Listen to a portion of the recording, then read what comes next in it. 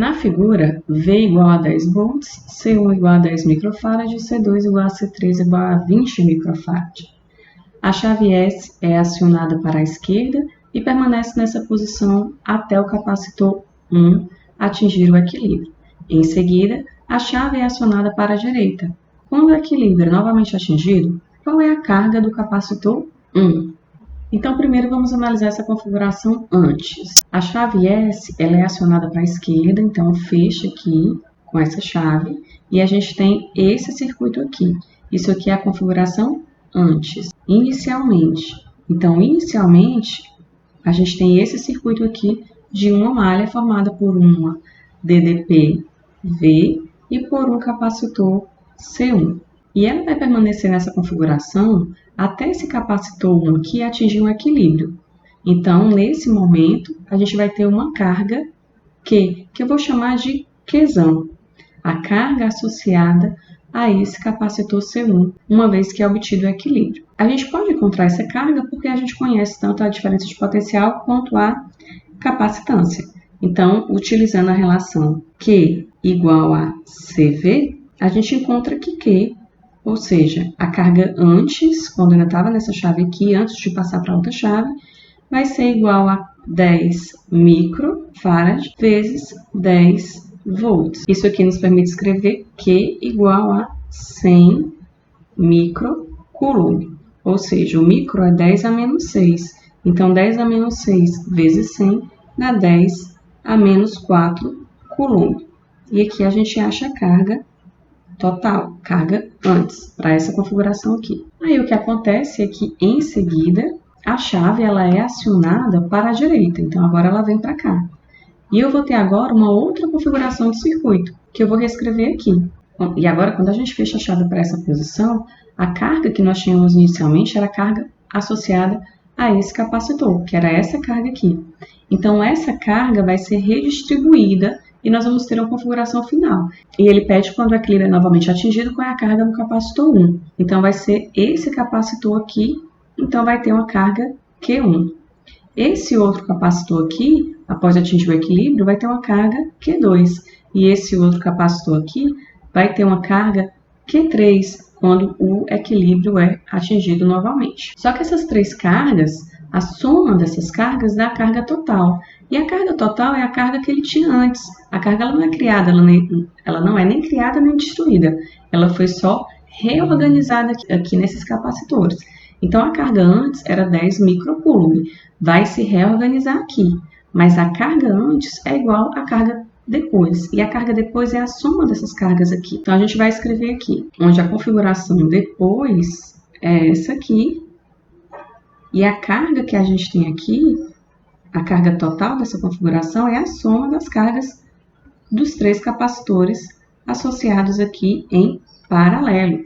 Então, para essa configuração depois, a carga é a soma Q1 mais Q2 mais Q3. Então, reescrevendo aqui, nós temos que a carga antes vale 10 a menos 4 coulomb e a carga depois é a soma das cargas dessa configuração aí. Mas como nós queremos identificar Q1, nós precisamos reescrever Q2 e Q3.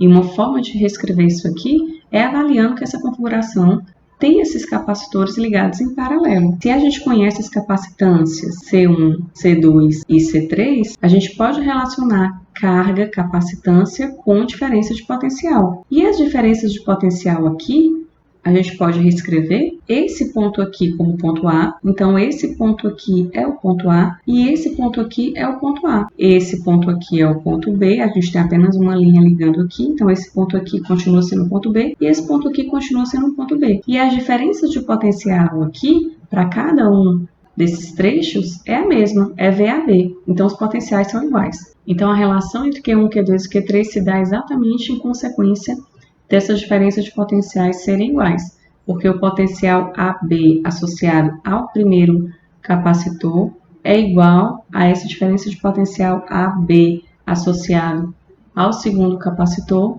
que é igual a essa diferença de potencial AB associado ao terceiro capacitor. Mas, reutilizando a expressão Q igual a CV, a gente pode escrever que o V ele é a carga desse primeiro trecho aqui, que eu vou chamar de Q1, sobre C1, que é igual a carga desse ramo aqui, que eu vou chamar de Q2, sobre C2, que é igual a carga desse ramo aqui, que eu vou chamar de Q3, sobre C3. Isso aqui me permite relacionar o Q2 em função de Q1 e o Q3 em função de Q1, a partir dessa igualdade aqui, porque o que a gente quer é achar Q1. Se fosse para achar Q2 do Q3, é semelhante. Era só relacionar aqui, agora em função de Q2 ou em função de Q3. Então, relacionando essa primeira igualdade aqui, a gente tem que Q1 sobre C1 é igual a Q2 sobre C2. E daqui a gente explicita Q2 é igual a C2 sobre C1 vezes Q1. Semelhantemente, vamos pegar agora o Q1, C1 igual ao Q3, C3. E daqui a gente identifica que o Q3 é igual a C3 sobre C1 vezes Q1. Então, substituindo esse Q2 aqui e esse Q3 aqui, nós vamos ter tudo em termos apenas de Q1 e podemos explicitar o Q1 encontrando assim a carga no capacitor 1. Vamos só reescrever esses dois termos nessa expressão e reorganizar. Então, aqui, como todos são função de Q1, a gente coloca Q1 em evidência, tira MMC, basta multiplicar e dividir por C1 aqui, nós teremos o mesmo denominador e podemos somar C1 mais C2 mais C3.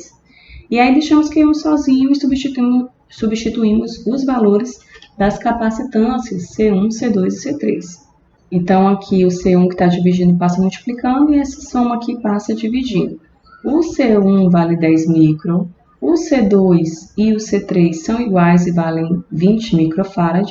Então, é só substituir e a gente vai reescrever, então, quando fizer essa soma aqui dá 50 micro. Vou cancelar os micros que aparecem no numerador e no denominador. Fica 10 a menos 3 dividido por 50.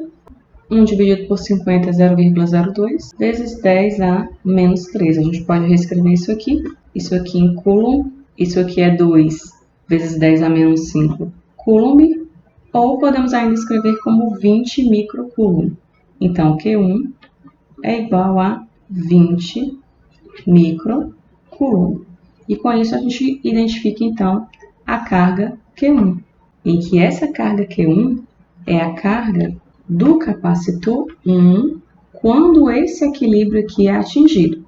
Então, a gente tem o Q1 igual a 20 microcoulomb.